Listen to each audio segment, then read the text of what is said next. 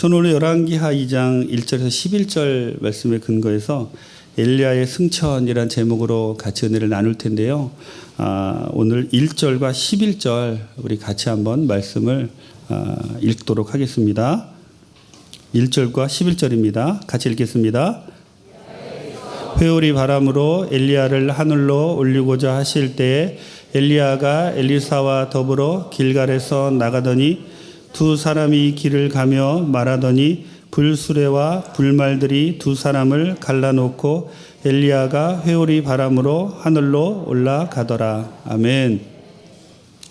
선지자 중에 선지자였고 북이스라엘의 암흑기에 하나님의 말씀으로 백성들을 깨우쳤던 사람이고 또 갈멜산 전투에서 하늘에서 불이 내려오게 한 사람이고 그 엘리야의 마지막은 어떻게 보면 화려하다고 할 수 있을 정도로 하늘로 승천하는 그러한 기사가 오늘 본문의 이야기입니다. 여러분, 엘리야는 어떻게 하늘로 올라갔나요? 우리 찬송가 가사에도 있는 것처럼 옛날 선지 엘리야 병거 타고 하늘에 올라가던 일을 내가 기억합니다. 병거 타고 올라갔나요? 오늘 본문을 잘 읽어보신 분들은 우리가 아시는 것처럼 두 사람이 길을 가며 말하더니 불수레와 불말이 두 사람을 갈라놓고 엘리야가 회오리 바람으로 하늘로 올라가더라 라고 이렇게 기록하고 있습니다. 병거 타고 하늘에 올라간 것이 아니라 회오리 바람을 타고 하늘로 올라간 거예요. 그래서 요즘 찬송가도 가사가 바뀌었더라고요. 여러분, 엘리야는 북이스라엘의 가장 암흑기에 아합 왕이 바알 종교를 이스라엘의 국교로 삼을 그때 어느 날 갑자기 하나님의 부르심을 받고 나타나 3년 가뭄을 선포하지요. 그리고 나서 그는 그리시네가로 갑니다. 그리시네가에서 까마귀가 배달해주는 음식을 먹고 지내다가 그리시네가가 마르자 다시 사르밧으로 가서 사르밧 과부와 함께 그곳에서 지내게 됩니다. 사르밧 과부와 함께 지내다 이제 3년이 거의 다 돼서 다시 한번 아합을 만나고 그리고 갈멜산으로 가서 불로 응답하시는 하나님, 그 하나님이 진정 하나님이신 것을 갈멜산 전투에서 나타내시고 하늘에서 불이 내려오는 기적을 보이고 바알의 450명 선지자를 죽여 없앱니다. 그리고 엘리야가 기도하자 하늘에서 비가 내리고 3년 가뭄이 끝나고 맙니다. 엘리야는 아마 이때 모든 것이 다 끝났구나 이렇게 생각했을 거예요. 그리고는 마차에 앞서서 이스라엘까지 달려가는 초능력을 발휘하지요. 그런데 이 엘리야에게 이세벨이 말을 합니다. 내일 이맘때면 내가 죽인 선지자와 같이 내가 되리라. 그 말 한마디에 마음이 녹아서 그 북쪽 끝에서 엘리야는 남쪽 부엘세바까지 도망을 갑니다. 남쪽 부엘세바에서 로뎀나무 아래에서 죽기를 구하며 있던 그 엘리야를 천사를 보내서 하나님은 먹이시고 재우시고 그를 회복시키시죠. 그리고 나서 엘리야는 하나님의 산으로 갑니다. 하나님의 산에 가서 3가지 하나님을 만나고 하나님께서 다시 한번 주신 소명을 회복하고 난 이후에 3가지 소명을 받고 그 중에 하나가 엘리사를 부르는 그러한 일이었어요. 엘리사를 부르고 난 이후에 또 아하시야를 한번 다시 만나고 그리고 이제 엘리야는 하늘로 올라갑니다. 오늘 이 엘리야가 하늘로 올라가는 이 말씀을 통해서 여러분 우리 쭉 엘리야 이야기를 하면서 제가 다 설교했던 건데 기억나시죠? 네, 기억나실 줄 믿습니다. 그 엘리야가 승천하는 장면을 통해서 하나님 주시는 메시지를 듣기를 원합니다. 첫째로 왜 하나님은 엘리야를 승천하게 하실까요? 1절 말씀 같이 한번 읽겠습니다. 야훼께서 회오리 바람으로 엘리야를 하늘로 올리고자 하실 때에 엘리야가 엘리사와 더불어 길갈에서 나가더니. 아멘. 성경에서 우리가 살펴보면 죽음을 보지 않고 하늘로 올라간 사람이 2명이에요. 누구죠, 여러분? 에녹 그리고 엘리야입니다. 우리가 에녹을 보면서 어떻게 에녹이 죽음을 보지 않고 하나님과 동행하다가 하늘로 올라갔을까라고 우리가 해석할 때 어떻게 해석하냐면 에녹이 낳은 아들이 무드셀라입니다. 여러분 잘 아시는 것처럼 무드셀라는 성경에서 가장 장수한 인물이에요. 무드셀라가 몇 살까지 살았죠? 969세까지 살았는데 무드셀라의 뜻은 창 던지는 자라는 그런 뜻이 있어요. 이 창 던지는 자라는 뜻이 있는데 그 당시 부족 사회에서는 창 던지는 자가 죽으면 인류가 멸망한다라는 생각을 가졌답니다. 그래서 사실은 969세를 살았는데 무두셀라가 죽고 나서 홍수가 시작됐다. 학자들이 연대를 계산해 보니까 그러니까 무두셀라가 죽고 세상의 종말이 온 것이죠. 에녹은 무두셀라를 낳고 그 아들을 이름을 무두셀라로 짓고 계속해서 무두셀라 부르면서 종말을 기억했다는 거예요. 그리고는 계속 세상의 마지막을 기억하면서 하나님과 동행하다 결국 죽음을 보지 않고 하늘로 올라가게 됩니다. 그러면 엘리야는 도대체 왜 하나님은 엘리야를 승천하게 하셨을까요? 저는 오늘 이 본문을 보면서 엘리야가 승천하게 되는 이유는 같이 함께 후계자로 사역하는 엘리사 때문에 하나님은 엘리야를 승천하게 하셨다라고 저는 생각을 합니다. 엘리사는 하나님의 엘리야를 데려가시는 것을 보면서 굳건한 믿음이 생겼을 거예요. 흔들리지 않고 주의 길을 가려는 그러한 믿음이 엘리야에게 생겼을 겁니다. 여러분 한번 생각해 보세요. 쭉 같이 동행하던 자기 스승이던 엘리야가 자기 눈앞에서 불말과 불병거가 본문에는 불수레라고 했는데 두 사람을 갈라놓더니 회오리 바람을 타고 하늘로 올라가는 모습을 봅니다.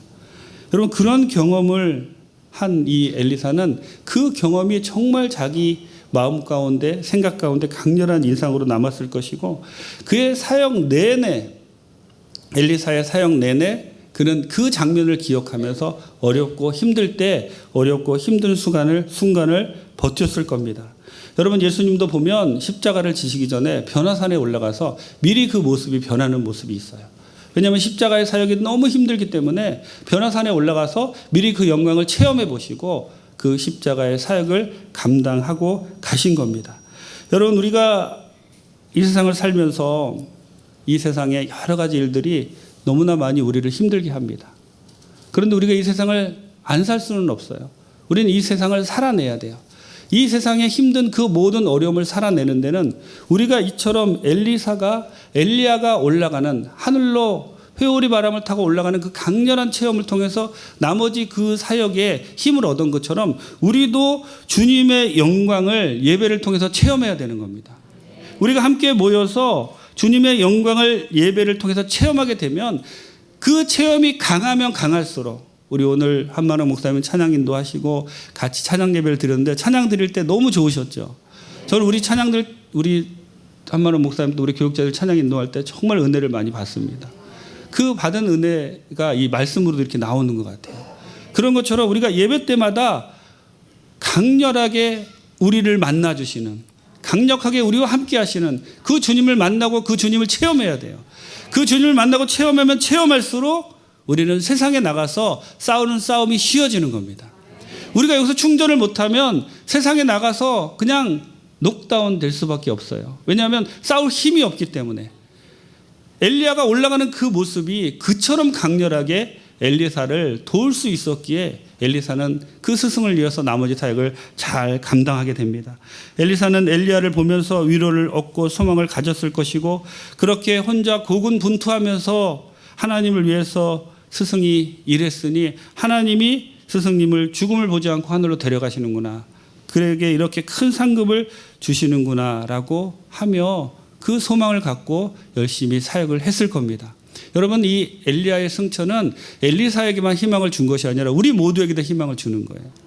저는 이 이야기가 너무 좋은 것이 혹시 나도 이렇게 승천하지 않을까. 여러분 예수님이 다시 오시면 우리 모두 다 승천하는 거예요. 여러분 그걸 믿으시죠? 에녹처럼 엘리야처럼 우리도 승천할 수 있는 거예요. 그런 기대와 소망을 우리에게 줍니다. 침례 요한이 왔을 때 사람들이 와서 묻습니다. 도대체 내가 그리스도도 아니고 엘리야도 아니고 그 선지도 아닐진데 어떻게 침례를 베푸느냐. 즉 엘리야는 침례를 베풀어도 된다고 엘리야에게 이미 권위를 주고 있는 거예요. 그리고 예수님이 제자들에게 물을 때도 사람들이 나를 누구라 하느냐. 그러니까 제자들이 와서 이야기합니다. 더러는 침례 요한, 더러는 엘리야라고. 그리고 예수님이 변화산에서 변하실 때 엘리야와 모세가 와서 예수님과 이야기 나누는 장면이 있습니다. 변화산에서 엘리야와 모세가 예수님과 대화를 나누고 예수님에게 큰 위로를 주었듯이 죽음을 보지 않고 승천한 엘리야는 엘리사에게뿐만 아니라 우리 모두에게도 큰 위로를 주는 성경의 귀한 인물인 줄 믿습니다. 이 어렵고 힘든 코로나19로 어렵고 힘들게 살아가는 우리 모두는 엘리야를 보면서 소망을 가져야 됩니다. 우리도 주님을 열심히 섬기면 주님이 우리에게도 그렇게 큰 보상을 내려주실 것이다. 믿고 이 어려운 때 이겨나가는 귀한 분들 다 되시기를 주님의 이름으로 축원합니다. 제가 선교지로 나가기 전에 그 당시 여두순복음교회에서 교육자들을 위해서 6개월 동안 DTS 훈련을 했어요. 그래서 그 DTS 훈련을 하면서 정말 많은 은혜를 받았습니다. 나의 모든 죄를 다 자복하고 내려놓고 내가 새 사람이 되었고, 그리고 그 안에 내가 있던 상처도 다 치료받고, 그리고 나니까 정말 그때 제 마음은 두려운 것이 없더라고요. 주님 보내시는 곳 어디든지 가겠습니다. 그랬더니 말레이시아로 보내셔서 그곳에서 17년을 사역을 했어요. 말레이시아에서 17년을 사역하면서 여러 가지 어려운 일들이 있었는데 그 어려운 만큼 하나님의 영광도 놀랍게 있었습니다. 그 힘으로 제가 한국에 들어와서 지금까지 사역을 하고 있는 것 같아요. 여러분, 엘리야가 하늘로 승천하는 모습을 본 그 엘리사가 끝까지 주님을 섬기고 사역했던 것처럼 예배 모일 때마다 기도하실 때마다 주님, 엘리야가 하늘로 승천하는 모습을 본 엘리사처럼 우리에게도 그런 하나님의 놀라운 은혜를 더하여 주옵소서. 주님 더 깊이 만나기 원합니다. 주님 만난 그 힘을 갖고 세상에 나가서 승리하기 원합니다 라는 마음을 가지고 매번 모일 때마다 더 강렬하게 주님을 사모하고 만나시고 그 힘으로 세상을 이기는 귀한 분들 다 되시기를 주님의 이름으로 축원합니다. 둘째로 엘리야는 승천하기 전에 길갈과 베델과 여리고를 방문합니다. 왜 이 세 군데를 방문할까요? 2절 같이 한번 읽겠습니다. 엘리야가 엘리사에게 이르되 청하건대 너는 여기 머물라. 야훼께서 나를 베델로 보내시느니라 하니 엘리사가 이르되 야훼께서 살아계심과 당신의 영혼이 살아있음을 두고 맹세하노니 내가 당신을 떠나지 아니하겠나이다 하는지라. 이에 두 사람이 베델로 내려가니. 아멘. 엘리야가 길갈에서 떠났다고 본문에 기록되어 있는데 길갈은 베델 근처로 선지학교가 있던 곳입니다. 선지학교는 베델과 여리고에도 있었는데 아마 선지 생도의 수가 약 300명 정도였다고 합니다. 엘리야가 활약하던 그러한 시기는 북이스라엘의 가장 영적으로 암흑기였는데요. 그 중에서도 가장 악명 높은 아합과 이세벨이 또 그 아들 아하시아가 다스리던 그러한 시대였죠. 그러한 시대에 하나님의 부름을 받고 짠 하고 나타나서 정말 어떻게 보면 외면적으로 갈매산 전투를 하고 선지자 중에 선지자를 대변해서 여러 가지 영적 전투를 야훼만이 참신인 것을 대외적으로 엘리야는 나타냈지만 그 엘리야가 보이지 않게 한 사역이 무엇이냐면 제자들을 키워내는 사역이었어요. 여기 보면 여리고, 베델, 길갈에 세 군데 선지학교가 있어서 그 선지학교 300명의 제자들을 엘리야는 키우고 있었던 것이죠. 그 당시 이 스승과 제자의 관계는 거의 아버지와 아들과의 관계와 같았다고 합니다. 여러분, 그 하나님이 엘리야에게 이제 너는 내 곁으로 오라라는 그러한 마지막 콜을 주신 것 같아요. 그러니까 엘리야가 이제 그 마지막 콜을 받고 선지 생도들이 있는 곳을 세 군데를 방문하는 거예요. 이제 내가 가면 이 제자들이 나 없이 지내야 될 텐데 이들의 마음이 어떨까? 나 없이 잘 해나갈 수 있을까? 물론 엘리사가 있지만 여러 가지 착잡한 심정이 들었을 겁니다. 물론 그 당시 아합도 죽고 이세벨도 죽고 그 아들 아하시아도 죽었지만 아직 백성들은 바알을 숭배하고 하나님께 돌아오는 그러한 상태가 아니었습니다. 그런 상태에 엘리야는 제자들을 만나서 간곡히 당부했을 거예요. 어떤 일이 있더라도 하나님이 말씀하신 그 길을 떠나지 말고 그 사명을 감당하고 끝까지 충성해라. 그러면 하나님이 나와 함께 하신 것처럼 여러분과도 함께 하실 것이다 라는 그런 위로를 아마 주었을 겁니다. 여러분, 세상이 죄악으로 가득 차고 점점 어려워질수록 성도들이 많이 힘들어집니다. 우리 교회도 힘들어지고. 하지만 우리가 어렵고 힘들어진다고 할 일이 없는 것이 아니에요. 우리가 어렵고 힘들어질수록 주님은 어떻게 보면 우리에게 더 많은 사명을 주시는 거예요. 우리는 어두운 세상의 빛으로 소금으로 부름받은 존재이고 또 우리가 할 일이 무엇이냐면 그럴수록 세상이 어렵고 힘들수록 우리는 더 많은 주의 제자들을 배출해내고 제자들을 양육하고 그 제자들이 세상에 나가서 빛과 소금의 역할을 할 수 있도록 우리가 도와줘야 되는 거예요. 여러분, 그렇게 되려면 내가 먼저 제자가 돼야 됩니다. 교인은 많은데 제자가 없고 무리는 많은데 제자가 없는 그러한 시대가 요즘 시대입니다. 진정으로 주님이 기뻐하시는, 주님이 원하시는 그러한 제자가 없기에 지금 많은 이 교회들이 세상으로부터 손가락질 받고 있고 많은 크리스찬들이 세상으로부터 손가락질 받고 있는 거예요. 제가 볼 때 우리 여도수봉 광명교회 성도님들은 정말 훌륭한 분들이라 그런 분들이 없지만 우리 교회가 앞으로 더 많이 해야 될 일은 이런 엘리야가 제자들을 키워냈듯이 우리도 많은 제자들을 키워내야 할 줄 믿습니다. 지금 우리 여도수봉 광명교회에서 제1기 제자학교가 진행되고 있어요. 여러분 아셨죠? 네, 1기 끝나면 2기를 할 겁니다. 3기를 할 겁니다. 계속해서 우리는 할 거예요. 그러니까 1기에 참석하지 못한 분들, 지금 우리 1기에 참석하신 분들 정말 은혜를 많이 받고 있습니다. 그러니까 2기, 3기에 참석하셔서 제자 학교를 통하여 제자로 우뚝 서시고 그리고 주님의 사명을 감당하는 귀한 분들 다 되시기를 주님의 이름으로 축원합니다.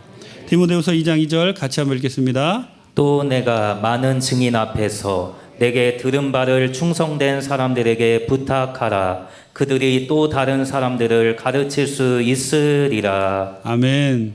세 번째로 우리가 본문을 통해서 살펴볼 수 있는 것은 하나님은 자원하는 심령을 원하신다는 겁니다. 4절 같이 한번 읽겠습니다. 엘리야가 그에게 이르되 엘리사야 청하건대 너는 여기 머물라.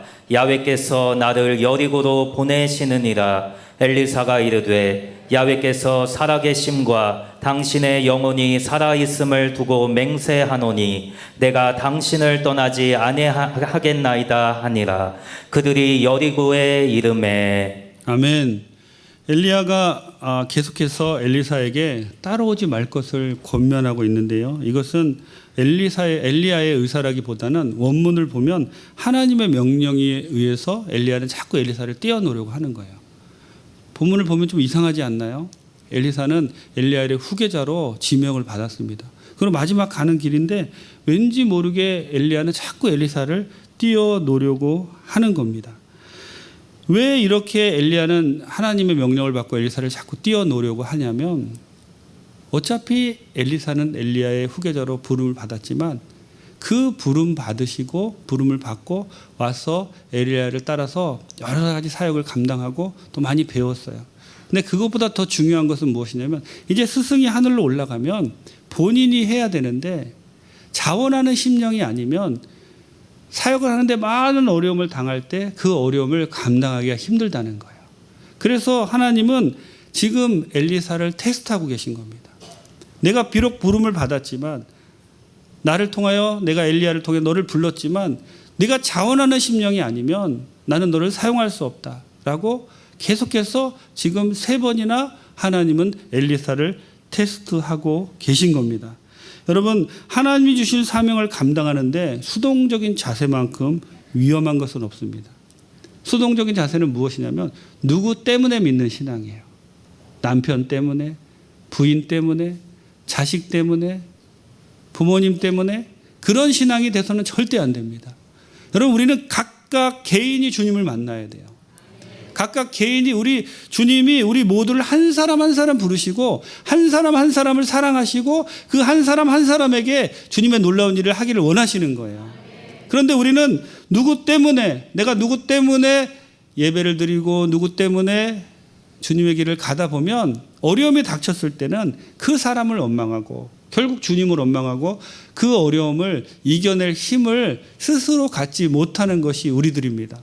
그러므로 주님께서는 엘리사를 부르셨지만 다시 한번 마지막으로 시험하시는 거예요. 진정으로 네가 나를 따르기를 원하느냐. 엘리사는 계속해서 엘리야를 따라감으로 그 테스트에 통과하고 하나님께 크게 쓰임을 받게 됩니다. 여러분, 우리가 예수 믿고 거듭나서 복을 받습니다. 제일 큰 복은 예수 믿고 천국 가는 복이에요. 그런데 그 예수 믿고 천국 가는 그 복만이 우리에게 있는 것이 아니라 주님이 주신 사명도 같이 있어요. 그런데 이 복만을 강조하다 보면 기복신앙이 되는 거예요. 복도 주시지만 복을 주신 것은 사명 감당하기 위해서 복을 주신 거예요. 예를 들면 지금 하나님께서 우리에게 집도 주시고 차도 주시고 좋은 자녀도 주시고 그리고 좋은 직장도 주신 것은 그것을 통해서 하나님의 일을 하라고 주신 것이지 그것을 통해서 나 혼자 잘 먹고 잘 살라고 주신 것이 아닙니다. 우리가 이렇게 하나님이 맡겨주신 일을 하는데 좋은 일만 계속 생기면 좋겠죠. 그런데 좋은 일만 생기지 않아요. 사단이 늘 우리를 방해하기 때문에 여러 가지 어려운 일들이 우리에게 옵니다. 어떤 때 보면은 나는 그렇게 하지 않았는데 세상 사람들이 나를 비난해요. 나는 전혀 하지 않은 그 일을 가지고 누명을 씌우는 일도 있고 또 좋은 일을 하려다가 오해를 받기도 하고 어떻게 보면 주님의 길을 가는 것은 예수 믿고 주님의 길을 가는 것은 세상에서 말하는 그런 출세와는 전혀 다른 길을 가는 겁니다. 그런 길을 갈 때 주님이 나를 사랑하시고 그 은혜에 감사하여서 내가 자발적으로 이 길을 간다라고 생각하지 않으면 견딜 수 없는 길이 주님의 길입니다. 견딜 수 없는 길이 신앙생활의 길입니다. 여러분 누가 여기 뭐 억만금을 준다고 매주 이렇게 오라 그러면 오시겠어요? 주님의 사랑으로 오신 거죠. 주님 사랑하기 때문에 오신 거잖아요. 그리고 그 사랑에 감격하는 거고 그리고 주님 사랑해서 전도하는 거고 주님 사랑해서 어떻게든지 교회를 세우려고 하는 거고 주님이 나에게 주신 그 사랑에 너무 감격해서 어쩌하든지 옆 사람을 도우려고 하는 거고 그것이 신앙생활입니다. 그것이 우리의 마음이에요. 그 마음이 자발적인 것이 되지 않으면 결국 가다가 포기하게 된다는 거예요. 그래서 하나님은 마지막으로 엘리야를 통해서 엘리사를 테스트하시는 겁니다. 엘리사는 그 테스트를 통과했고 하나님께 놀랍게 쓰임 받습니다. 지금 이 시간에 하나님이 여러분에게 물어보실 수도 있어요. 네가 진정으로 자원하는 마음으로 나를 따르고 있느냐? 여러분 어떠세요? 아멘이신가요? 여러분 진정으로 주님 제가 자원하는 마음으로 주님 따릅니다. 어느 누구를 바라보고 그 사람 때문에 내가 신앙생활하는 것이 아니라 주님이 나를 구원해 주신 그 사랑에 너무나 감격스러워서 견딜 수 없어서 주님 전에 나와서 주님을 찬양하고 경배하고 견딜 수 없어서 주님이 맡겨주신 그 사명을 감당합니다. 라고 그 자원하는 심령이 될 때 하나님께서 우리 모두를 놀랍게 사용하실 줄 믿습니다. 엘리사처럼 우리를 사용하실 줄 믿습니다. 엘리사처럼 하나님께 크게 쓰임받는 귀한 성도님들 다 되시기를 주님의 이름으로 축원합니다. 기도하시겠습니다. 좋으신 하나님 감사합니다. 주님께서 오늘 우리에게 엘리야가 승천하는 장면을 통하여 은혜를 주시니 감사합니다. 하나님 우리 모두 예배드릴 때마다 주님을 더 깊이 만나게 도와주옵소서. 주님 더 깊이 만나고 그 주님 만난 그 능력으로 우리가 하루하루 살아가기를 원합니다. 세상에서 어려움을 극복하며 나가기를 원합니다. 주님 우리 모두가 자원하는 심령이 되기를 원합니다. 성령께서 함께하여 주셔서 우리 모두가 자원하는 심령이 되고 예수님의 제자가 되어서 이 땅을 살아갈 때 하나님의 크신 능력이 우리 가운데 넘쳐나게 도와주옵소서. 오늘 우리가 기도할 때 하나님 우리의 기도를 들어주시고 이 땅에서 코로나19가 물러가게 도와주시고 신천지와 동성애가 사라지게 도와주시고 아버지 하나님의 크신 능력과 역사가 우리 모두에게 나타나게 도와주옵소서. 은혜를 감사드리옵고 예수님의 이름으로 기도드립니다.